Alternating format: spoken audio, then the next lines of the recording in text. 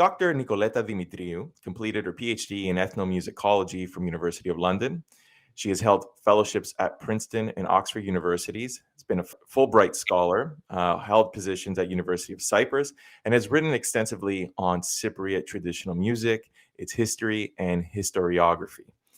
She co-edited a number of publications on music in Cyprus, including the book Music in Cyprus, and has most recently published her book, The Cypriot Fiddler, which will be a significant topic of conversation today.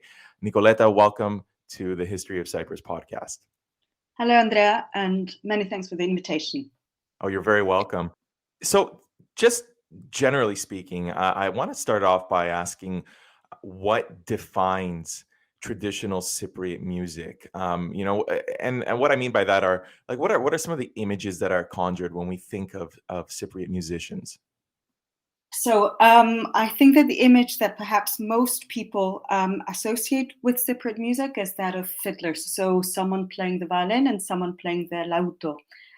Other people sometimes think of the pithikavli or other traditional instruments, or perhaps particular songs or village festivals and fairs. And I think that perhaps in more recent years, there's also the image of TV shows that highlight traditional music. And they also seem to come up in people's minds or in conversations when one talks about traditional music in Cyprus. Are there any instruments that are associated with certain communities? For example, I mean, as someone who would identify with the Greek Cypriot community, for example, I'm very much familiar with the lauto and the violin, but are there other communities that would use some different instruments? Yes. So as you said, the two instruments that are most commonly associated with the Greek Cypriot community are indeed the violin and the lauto. There are a couple of other instruments that sometimes show up as well. So occasionally you'd have the tambucha, which is a frame drum, and the pithikavli, so a reed flute. In the Turkish Cypriot community, you also have the violin and the lauto, but sometimes instead of the lauto, you get the uti. In Greek, it's called uti, ut in English and Turkish and Arabic. And there's also the zurna and daul, zurnaske dauli in Greek. These two instruments are associated with the Turkish Cypriot community in Cyprus and perhaps to a lesser extent with the Maronite community in Cyprus. And these coexist with the violin and the lauto, or the violin and the oud. And are there typical themes or topics that are usually sung when these performances are performed? And in a similar vein, like where would we typically see some of these instruments being used? Well, I mean, nowadays it's true that traditional music is used, let's say, organically in the community, perhaps less and less. You still get to see traditional instruments at weddings, particularly before a wedding, during the changing, as we say, toalama, of the bride and groom. Occasionally also during the entertainment that follows a wedding or a celebration. And of course, village festivals and fairs. And nowadays, yes, the radio and the TV, these are also venues where traditional music is played and performed. Now, as to themes, well, I'm going to turn my attention to the music of the Greek Cypriot community now, because of course, if we're talking about songs are necessarily connected to language. So I'll focus on that for a moment. But the music of the Greek Cypriot community is very heavily relies on these improvised couplets, distikha. We also call them chatista. We can come to that term later and whether it just means distikha or not. But since most of these distikha are improvised, or some of them, a good number of them are improvised. So the themes can be infinite. I mean, it really depends on what the singer or poet wants to talk about, wants to express at any given moment. But very often we find that in Cypriot traditional music, the theme that is most common is the theme of love. People sing about love in all kinds of ways. I mean, it can be, about happy love, let's say, but it can also be about unrequited love, desperate love. And then, of course, there are also other types of songs where you have different themes. So, for instance, if we are looking at narrative songs, then since there is a narrative, there's a story there. Sometimes the story connects to, for instance, a historical theme or a religious theme, or it can be something completely different. Or it can also be about love again. So, I mean, there are endless themes, I would say, as many as the poets who sing them. But again, if I had to say, what is the theme that comes up most frequently in Cypriot traditional singing, I would say it's love in all kinds and forms. I just want to circle back really quick because you mentioned I wasn't intending on talking about chatista. You mentioned the Greek word there. Can you tell me what was that word again, and what does that mean, or you think is the origin of the meaning of chatista? Okay, so I use the word disticho or distic. So a two-line verse, a two-line verse. So δύο στίχοι, two verses essentially, disticho. So there are different types of distichs or disticha used in Cypriot traditional music. Some of them talk about love, and these are usually called erotica. Others can talk about other things. For instance, they can be they can comment on, I don't know, the current affairs or about what's happening around the poet improvising at the moment, and these are sometimes called ugonomika or efkeriaka. So that have to do with, it's like a saying, let's say, or something that has come up because of something that the poet has seen or listened to at a given moment. And then there's also chatista. Now, the word chatista is now frequently used, or more often than not, is used to describe any kind of rhyming couplet, whether it talks about love or about current affairs, or whether it's what we call an antagonistic couplet, whereby one poet tries to essentially win an argument, let's say, over another poet, his opponent. But in the past, the word chatista referred specifically to improvised couplets of an antagonistic content, where one poet would try to argue in a poetic manner with the other. So there was this element of fighting. Sometimes it's also called poetic fighting or dueling. Poetic dueling is sometimes the translation used in English is poetic dueling. But nowadays, as I said, the word chatista is frequently used to describe any kind of rhyming couplet, irrespective of content. So you wrote that traditional music passed from ritual to theater, from rituals being enacted to being performed. And as someone who is of Cypriot descent, living in the diaspora, I sort of identified with that statement in the sense that I was raised in a lot of the communities, as I'm sure a lot of listeners who are living in Australia or in the UK or the States or in Canada can identify with. And this idea of a performance is something that kind of resonated with me, because I'm not really encountering this traditional music in, even as someone of Cypriot descent in, my day to day. And if anything, rarely would I even see it at a wedding being performed here in North America. So am I identifying correctly with what you meant, that it's moved from a ritual to theater, and that a lot of this traditional music and dance is performed really just to identify with a past that kind of doesn't really exist as much anymore? Yeah, that's a great question, actually. So, first of all, this term from ritual to theater is not mine. It's actually the title of a book by an anthropologist, Victor Turner. The book was published in the 80s, I think. So, yeah, there's this idea that sometimes traditions, let's put it a little bit more generally, are first a part of a society in an organic way, but then they move on from that and they become something else, something that one can, let's say, watch on TV or on stage as a staged performance. So to make it more concrete in relation to Cyprus, what I meant when I wrote that was that before the mid-20th century, traditional music was a means through which a number of rituals were enacted. For instance, when there was a wedding, music was used not simply as entertainment, but also as an organic part that needed to be there in order for the rituals to be enacted. So, for instance, when, let's say, when the bride and groom would change into their wedding clothes, music had to be there, and certain verses had to be sung, and certain things had to happen in a particular order for the ritual, for the wedding ritual to be enacted. And then when the bride and groom would walk to church, then certain types of music had to be played, and so on and so forth.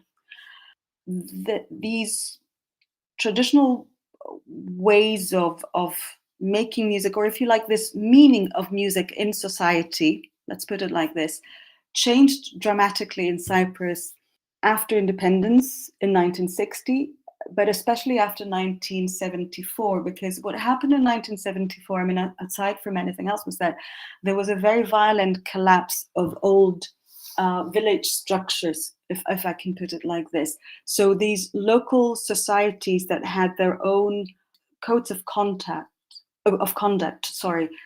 their own mores, their own rules, their own ways of being, suddenly ceased to exist. And music, of course, was a part of that, was part of those societies. So once those societies ceased to exist in the way they had, music making, in a way, died with them. I mean, it carried on, but it had to assume a different role, because the society in which it existed and in which it had this very specific role was not there anymore. So if you didn't have the village community as before, if you didn't have weddings as before, if you didn't have those social structures that were there to support those rituals anymore, then music, yes, it carried on, it still existed, but it didn't exist in the same way as before, because the society that supported it was no longer there. So what we could see, what we saw after 1974, was that music began to be performed in a, not always, again, I'm generalizing here just to give an answer to your question, sometimes began being performed in a sort of cultural void, in the sense that even though there was no wedding, there was no ritual, there was no village fair and so on, these same songs carried on being performed, but at different settings and for different reasons. And so gradually what happened was that, again, since you move from the ritual and from the occasion that enables this type of music or ritual to exist, you, in a way, have to give music a different meaning, because the setting is different, the people who played are different, the audience is different, and the understanding of the music is different. And of course, since society changed with it, the role of music also changed. And so, again, from being an organic part of society, it did become a show in many respects. I find that really, really interesting, really fascinating, especially as someone who is a part of that, or has been a part of that. There's something else that you actually mentioned too, that I think is related to what you just said. And I'm going to read a quote again from you. You say, dances become a sort of cultural voice, creating a stagnation in the music itself. It became something to be admired and preserved, but not to be meddled with, and emphasis placed on preservation, and end quote. So something that I'm not familiar with at all, you're hinting at this struggle or conflict between traditionalists and modernists, one to preserve and disseminate the music, as you could hear in the diaspora, and then others are trying to modernize. Can you explain to me what this, and to listeners, because I think most of us are not going to be familiar with that, there is this, indeed, this struggle between the modernists and traditionalists in Cypriot music. What is that? Yes, just for a second to go back to that quote, that's actually from Music in Cyprus, just to say that what I meant there, perhaps it was a cultural void rather than a cultural voice, because I think that that makes more sense. I'm sorry about that. Yeah, call Not at full all. void. Yeah. So, well, the struggle that I was talking about there, to an extent, it still exists, but I think it was more prominent about 20 years ago when I started doing my field work in Cyprus with traditional musicians. So at the time, there was this struggle between those musicians who said, we used to say, and were very sort of adamant about it, that what we are trying to do is to preserve what was given to us. Just play music the way it was played 30 or 40 or 50 years ago, that we're not trying to change anything. We're simply trying to preserve what was given to us, the same instruments, the same melodies, and so on. And there were the other people who, of course, who used to say that, no, it's not possible for us to be playing the same things exactly in the way that they were given to us by our forefathers. So what we're trying to do is that we're trying to modernize things a little bit. So we're trying to add, for instance, new instruments and new instrumentations, a new beat, so that music can be more pleasant to today's listeners. To like And the modern ear or yeah, what to have modern you. ear, exactly, and to younger listeners as well, and so on. But of course, what I found at the time was that to a very large extent, perhaps not wholly, but to a very large extent, it was a sort of fictitious argument because, of course, even if you're trying to preserve music the way it was, you cannot, because the instruments are different, the people playing the instruments are different. Our aesthetic approach to music changes as we change, and because of course we listen to different things, and so we approach things differently by definition. But I suppose it was an interesting debate at the time, and it did mean that, of course, there were slightly different performance styles and slightly different approaches when it came to recording traditional music at the time. But I suppose the interesting thing about that conversation and that argument was that on both sides, people were trying to find a way to make music relevant to people today, and to also keep playing it and keep singing it and to somehow keep it alive. So this was the bit that I sort of held on to, if you liked, from that argument. And then, of course, yes, as I said, there were musical differences. There were things that one could talk about regarding instrumentation, for instance, or the changes in the rhythm and so on. But I think the essential thing was the gist of the debate was that there was this effort to try and find a way to keep playing this music so that people today would still will keep listen to it.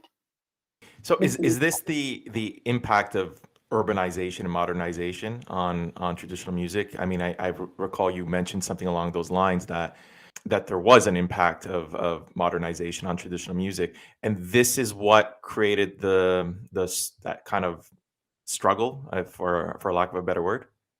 Yes, there was urbanization, there was modernization, but I think that in the case of Cyprus, what changed music and music making most dramatically was 1974, once again, because this was a huge rift between anything that was quote unquote old and anything that was quote unquote new. And then you also had this huge movement of population within a few months. A third, we sometimes forget about this, but a third of the country's population had to move in the space of 3 months. And then you had these new communities of people living together who had never been together before. So, for instance, you had people from, I don't know, let's say Carpasia, living with people from areas around Nicosia or villages around Kyrenia, and they all somehow had to come together in these new communities. And of course, each of these communities of people had their own customs, their own ways of being, their own ways of talking, their own ways of playing music, their own ways of cooking at the time. And I remember this. I'm going back to this, if you like, not academically or only as a result of research or whatever, but because I myself grew up in a prosfigikos ikismos, so in a sort of refugee housing estate. So this was the reality in Cyprus right after the war. And when I was growing up, I remember that, our neighbors who had come from a village in Bendadachtilos spoke very differently from my parents who had come from Famagusta. And we spoke very differently from our next door neighbor who had come from another village in Mesauria. And we cooked differently, and, we approached everyday things in a slightly different way. And nowadays, these differences are no longer there. But at the time, they were still present. So if we transpose a situation into music, what happened was, of course, music making, singing, playing music, understanding music, relating to music was also slightly different in all of those communities before 1974, because you still had these local customs, right? These local ways of doing things. Mhm. But then once people came together in their refugee communities, they had to somehow coexist. And what happened slowly, but very sort of surely, was that new versions of everything began to emerge. That these versions were not necessarily, let's say, the Karpas version or the Famagusta version or the Mesauria version, but this was a new version that, in a way, tried to make space for a bit of everything. So what happened in the case of music was that traditional music, to an extent, the traditional music that was played, especially in refugee communities and in the so-called laurafiki omili, these folklore clubs that sprung up in the 80s, was a new type of Cypriot music, in the sense that it emerged after the war and as a result of war, and it had to necessarily make space for regional differences and allow different things to coexist so that everyone could express themselves, if you like. And this takes us back to your previous question about, the cultural void. Again, music that was played in these folklore clubs was, of course, the settings were very different from the settings of the village, quote unquote, the village that people had left behind. So I'd like to revisit the Fiolari. And this project for you originated with the work that you were doing at the Oxford Center for Life Writing. And then over the many years, this research led you to eventually publishing the book in Greek, The Cypriot Fiddler. So my question for you is, who were the Cypriot Fiddlers, and were they a professional class? What was their job exactly? Was it principally dominated by men? What can you tell us about the Cypriot Fiddler? So yes, the Cypriot fiddlers or fiolaries were men of limited financial means who usually had a different occupation, a different job for the largest part of the year, but who took up their instruments whenever there was need for musicians. In other words, for them, music was not their sole occupation, but it was one of the things that they did. They were absolutely essential for Cypriot traditional music and Cypriot society at the time, because through their music, a number of rituals relating to weddings and religious festivals and so on were enacted. Were they a professional class? Yes, in the sense that this was a group of musicians that was recognized for what they did and who were paid for their services when they went to play at a wedding or a festival. Were they a professional class in the sense that they were, let's say, that they belonged to a union or something like that? No, not in that sense. But they were a professional class in the sense that, yes, this was a group of people that had a very specific skill that the society around them recognized and which was essential in order to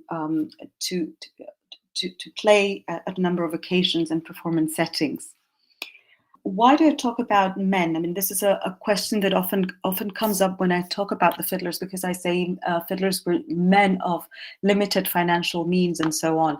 It's true that this class of musicians was dominated by men because, as many things at the time, so the book actually talks about the first half of the 20th century. It starts at the late 19th century and it goes up until the early 1960s. So at that time, there was a very clear distinction between the public and the private sphere in Cyprus. And whereas, for instance, women could play music or sing or improvise poetry at home or in front of their family and close friends, they generally could not perform music or sing in public. At that time, women who performed music in public or sang were generally seen by society as immoral. So it was something that was definitely frowned upon. And so, of course, women were discouraged from playing music or singing in public.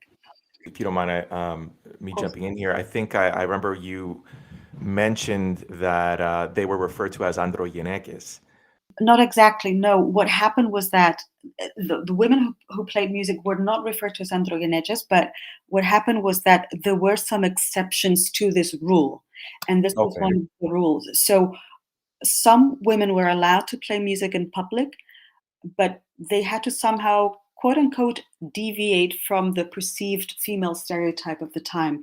So, for instance, women who had a disability, let's say they were blind, were allowed, again, quote unquote, by society to play music because they also had to make a living. So it was, okay, it was socially acceptable for them to play music in public. Other women who did play music or sing in public were those that other people often called androgenetes, so manly women. This was not a term that women would use for themselves. This was a derogatory term that was used by others to describe them. Mhm. And so this basically referred to women whose behavior or sometimes their physique differed from, again, the perceived female stereotype of the time. So these were women who, for instance, perhaps liked to talk a little bit differently or sometimes dress a little bit differently or have some perhaps they had made some social or life choices that were slightly different from other women of the time. And so these were, again, I'm using a lot of quotation marks here, but quote Right. unquote, forgiven by society for playing music or were allowed to play music. But for the average woman of the time, playing music in public or singing in public was completely unacceptable.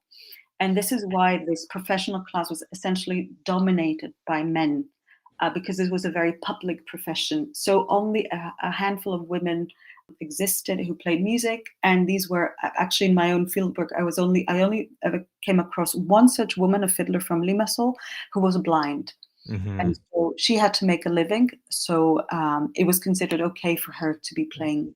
I watched the video that you uploaded on the Kari website, and one of the interviewees was Nico Haralambous' story of his father asking him if he would like to learn a craft. So, how were fiddlers trained, and when would they start to play?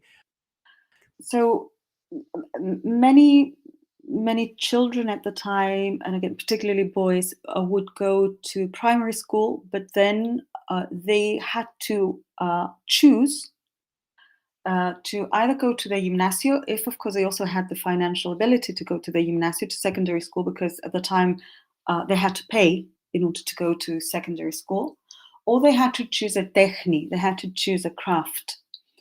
And occasionally, one of the crafts that showed up when they were going through this imaginary list, let's say, with their parents about what they were going to do in life, also included playing the violin, learning to be a fiddler.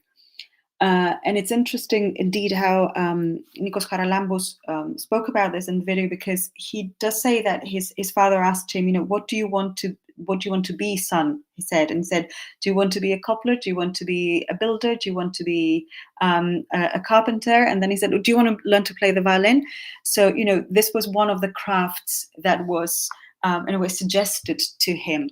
So yes, as I said, many children would finish primary school, and then they had to make a choice of what craft to learn. And then there was an apprenticeship method or system for violin, in the same way that there were apprenticeship systems in place for any other craft that people wanted to learn at the time. So if someone wanted to become a cobbler or a carpenter or or a barber, or whatever, they would go to a master, to a mastros, a carpenter or fiddler or barber or whatever, and then they would learn next to the master. So they would become the apprentices. They would stay there for a number of years, and then they would quote unquote graduate when they were ready to be professionals themselves. So the same thing happened with violin sometimes. So these boys would go at the age of 9 or 10 or 12 to study the violin next to a master fiddler. And sometimes they would stay with the fiddler. Sometimes they would travel to go to the fiddler and go back to their villages. Occasionally they would rent a room close to where the master was, and they would stay there for a while and learn. But again, if I can go back for a minute to your previous questions about who the fiddlers were, let's just remember for a minute that being a fiddler did not mean that this was the only job that you did. This usually meant that this was one of the jobs that you did, because most people could not support themselves financially simply by being fiddlers, for the very simple reason that weddings did not happen throughout the year. Festivals, religious festivals, Panairka, did not happen throughout the year. So these things happened at specific times within the year. And so even if they did have opportunities to play, they could not support themselves only by playing the violin. So what they usually did was that they learned another craft as well, alongside the violin. Very often, as with Nikos Charalambous that you mentioned, they learn the other craft that the master, the violinist, the other fiddler knew. So, for instance, in the case of Nikos Charalambous, his master was also a barber. So when Nikos Charalambous went there, he learned both. He learned to play the violin, and he also became a barber as a result of being an apprentice next to that particular man. Mm-hmm. And so, yes, you had all of these things together. Now, you also asked me how they were trained. So, again, there were different apprenticeship methods. So, some of the fiddlers I spoke to for the book said that they only learned music by ear. Others also learned to read notation. But learning to read notation meant that, A, you had to go to a master who was more expensive, because normally those fiddlers who could read and write music were urban musicians living in the city, and they charged more, and it also, it would cost you more to stay in one of the larger cities in order to learn. And it also took longer because, of course, you also had to learn to read notation and not only how to play the instrument. So most of the sort of the elderly fiddlers I spoke to said that they learned by ear because this was quicker and cheaper for them. But it's true that notation does come up as an advantage, because once they did learn to read notation, they could keep learning even after they graduated, because they could, they could buy a piece of music and read it and learn it. When would I don't know if this came up in your research, but when would schooling become standardized, where you would go to a music school, for example? Would that be something that would happen post 74, or did schools exist before that pivotal change? No, they did exist before, but what happened was that, again, these were more expensive. And they also tended to teach Western classical music rather than traditional music. So, in fact, a number of the fiddlers that feature in the book did go to these music schools, or to teachers who taught in the Western style, sort of Western classical music. But if they wanted to support themselves by playing at weddings and festivals, then learning to play Western classical music was not enough for them. And so sometimes they would go to a teacher and they would learn to play the violin. They would learn, the technique, but then they would move on and go to a traditional fiddler to learn the traditional repertoire. So occasionally you see this cases of musicians where they did both. They went to music school, or they went to a teacher who knew how to play Western classical music. They studied a little bit with them, but then they moved on to learn the traditional stuff.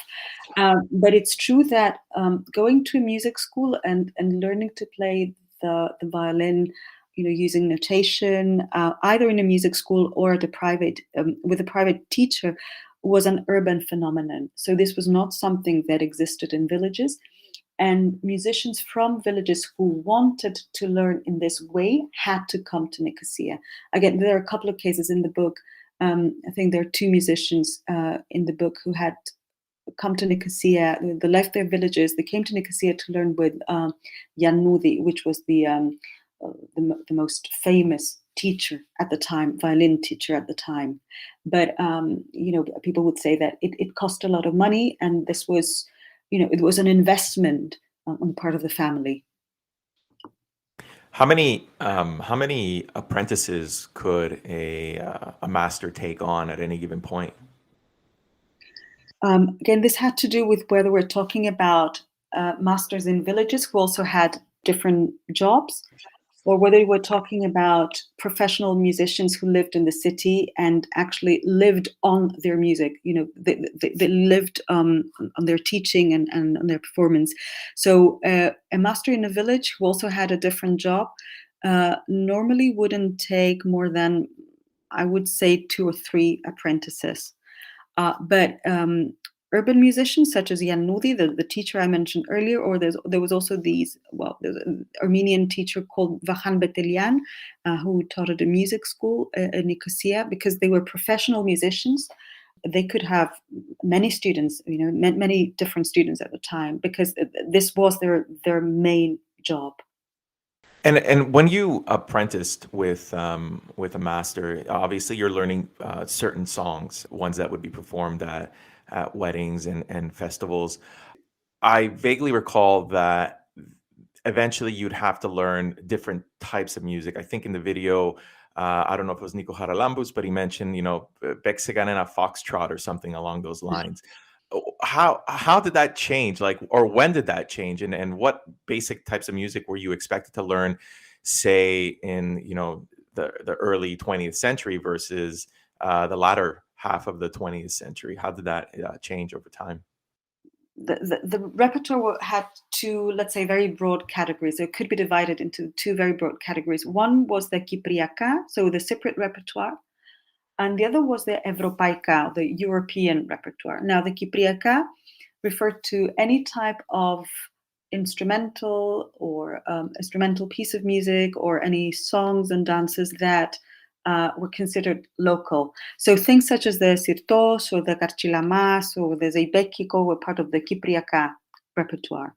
And the Evropaika actually did not only refer to European music, but to any type of music that was not local. Yeah. So, for instance, it could refer to indeed European songs or types of dances, but it could also refer to Latin American dances, for instance, such as the tango. So the tango was part of the Evropaika repertoire. So the Evropaika included things such as the rumba, the samba, the fox. So they called it fox rather than foxtrot. And again, the tango. In older times, also the polka. So any dances that did not come from this part of the world were considered Evropaika. So in order for a fiddle to be considered teliomenos violaris, so someone who was ready to play at a wedding or a festival, they had to know both types of repertoire. And we know from both from my own interviews, but also from written sources, that this was the case at least since the 1930s, perhaps even before. But certainly by the 1930s, this was the case. The older musicians, the oldest rather musician I spoke to, and he's part of the book, was born in 1913. So he was already active by the 1930s. And so they all mentioned that these so-called European dances were very popular at the time, and some of them actually claimed that these dances were more popular than Cypriot dances at weddings at the time. But again, the two repertoires coexisted. And usually what happened was that fiddlers would start by playing the Kypriaka, and then they would play the Evropaika. And this was very common. And just to open a slightly bigger window here for a moment, it's important to note that this is not a Cypriot phenomenon. That this happens in several different Greek islands, for instance, where the Evropaika repertoire also includes the same sort of dances, because these dances were popular all around the world at the time, and of course they also reached our part of the world. Are the experiences of the fiddler different in the for the different communities? Did they cross boundaries, for example? Did Greeks perform for Turkish weddings? Did Turkish players perform at Greek weddings? Yeah, well, thanks for asking me this, because in fact it's important to note that the book and the documentary also includes Turkish Cypriot musicians. There are a couple of Turkish Cypriot fiddlers in the book. There's also a couple of there are two musicians who play the zurna and davul that feature in the book.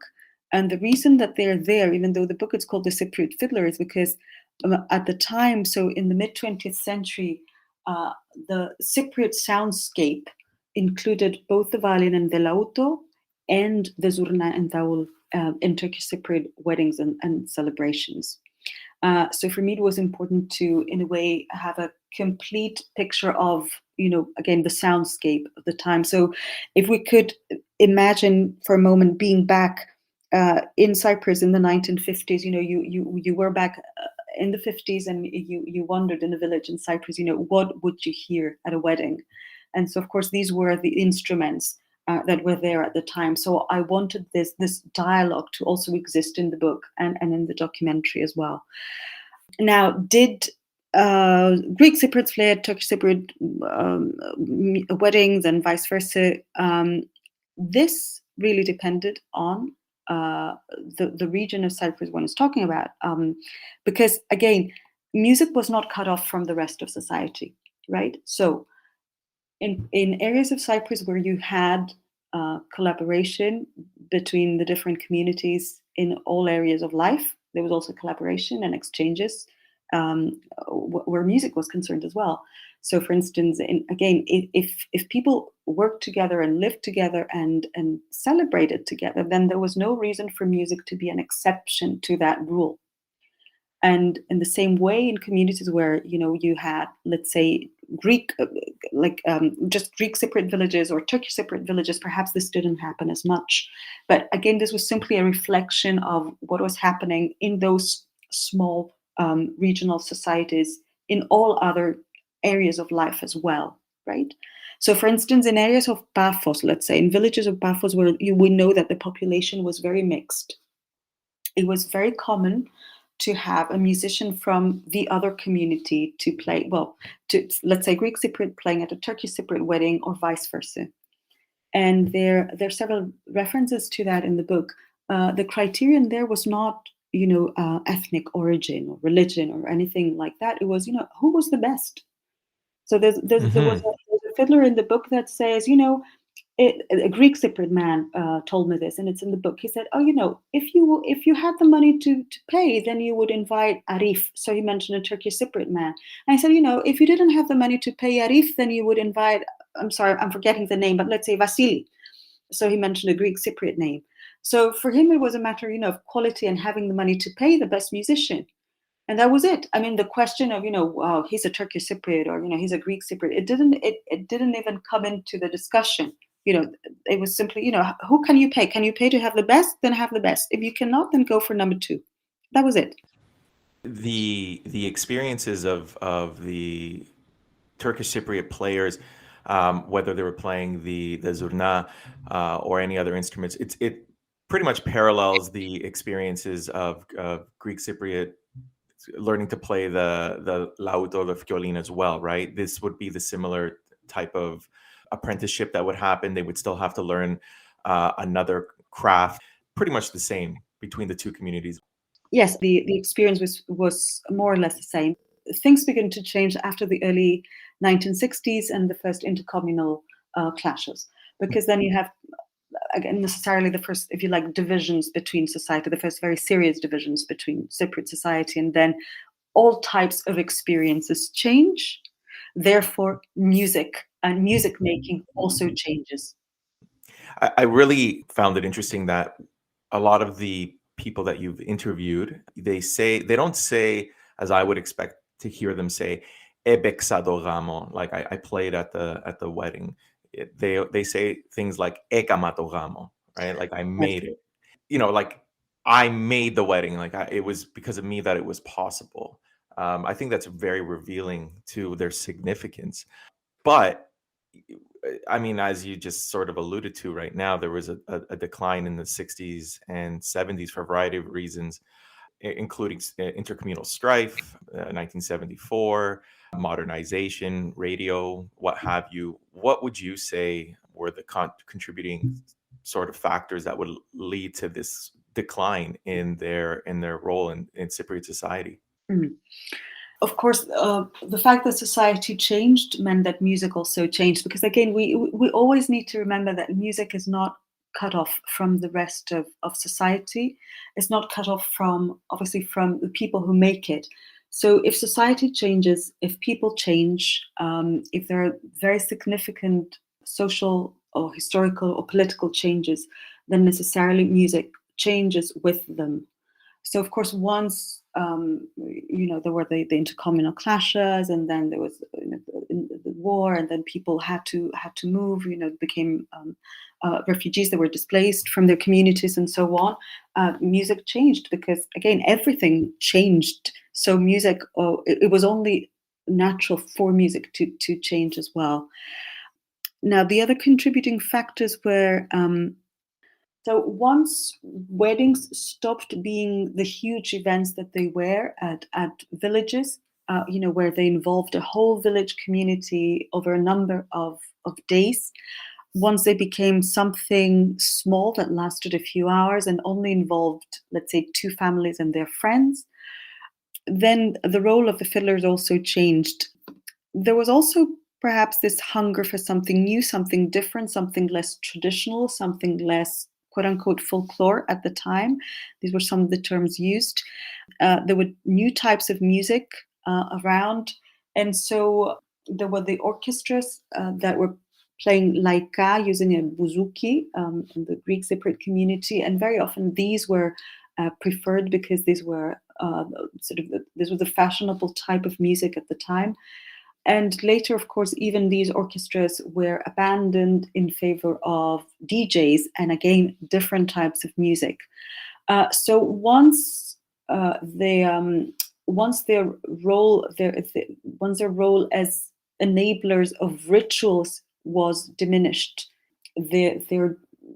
their role in general also changed. I mean, there was no need for them. There was no need for them to be playing at a wedding over a number of days because, again, society had changed, musical tastes changed, and so people did not feel the need to engage a fiddler for a number of days anymore. Of course, education and music education also changed because education. Education became compulsory for everyone. So children would go to school. They wouldn't stop at primary school to learn a craft. And those children who wanted to learn music began going to music schools. They began learning music using notation and usually following a Western style of music learning. And so the apprenticeship method was also abandoned necessarily because, again, the society also changed around it. Yeah, I can definitely speak to witnessing some of those changes, having gone back to Cyprus many times in my life, visiting family. I've participated in weddings where they were very, very traditional, quote unquote traditional, in the early 2000s. And then I think I should say, even as late as the early 2000s. And then most recently, I maybe 10 years ago, there wasn't a violari anywhere. It was in a hotel, and there was a DJ, right? And there was none of that music that was played. So I'm sure I'm not the only one who could attest to experiencing that change as well. Mm-hmm. I think the work that you're doing is fantastic, and it's so important to talk about and to share it to listeners. Everything that you've said here is really eye-opening, and I really hope that listeners do get a chance to check out some of your publications, some of the work that you've done, the book that you've recently published, the Cypriot Fiddler, because this is, another part of the Cypriot experience, and that I think a lot of people, if not even if you're interested in music, but interested in just culture, that is an important part to share. And you taking the time and talking about all of this, I can't express my appreciation enough for all the work that you've done and taking the time to share it with me. Not at all, Andrea. Thank you very much. And thank you very much for the invitation and the opportunity to talk about all of these things. And just to say for listeners who might be interested in perhaps watching some of the videos of the Cypriot Fiddler, there's actually a dedicated website. It's thecypriotfiddler.com. The documentary will be uploaded there. It will be freely available. It's subtitled in English, so people who don't understand Cypriot Greek can also follow. And so, as I said, it's going to be freely available. There's also a lot of material about the fiddlers there, a lot of photographs, some questions and answers about, who the fiddlers were and why they played music the way they did and so on. So yeah, all of that will be up there in a few weeks' time, thecypriotfiddler.com. One last thing. What are you working on now that you could share with listeners? Right. So right now I'm actually completing a new book on Chatista, the Chatista. So again, improvised rhyming couplets of sort of antagonistic natures of this poetic dueling, as they were performed in the festival of Cataclysmos in Larnaca. This is a bilingual book, actually. So it's so half of it is in Greek, half of it is in English. I mean, the same material is published in both languages. And I'm also completing a new documentary on the new generation of Chatista singers that will also be released, I think, in a few months' time, and will also be freely available. So again, these two Chatista projects, and I've also recently set up an organization called Cyprus Music Archive. So this is a not-for-profit company that tries to make some private, one of the goals, I mean, we have several goals, but one of the goals, or our main goals at this point in time, is that we are trying to bring together some private recordings of Cypriot music and also interviews relating to Cypriot traditional music, and create an online library where people can simply, they can go online and listen to them, check them out. So this is something that's going to be open to everyone in order to, again, preserve all of these private archives that people have at home, and they're just, they're doing nothing. So we want to slowly digitize them, put them online, and make them available to people to listen to and enjoy. Again, Nicoletta, thank you so much for coming on to the show. I will certainly be in touch. Thank you for having me, Andrea. It was a pleasure. Thank you. Take care. Bye. Take care. Bye. Bye.